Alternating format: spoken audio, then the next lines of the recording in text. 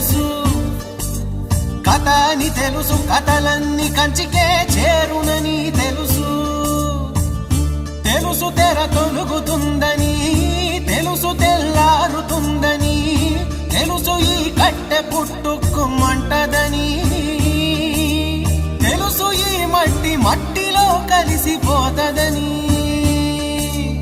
ఇన్ని తెలిసి ఇరకాటంలో పడిపోతావు ఎందుకని? మాయా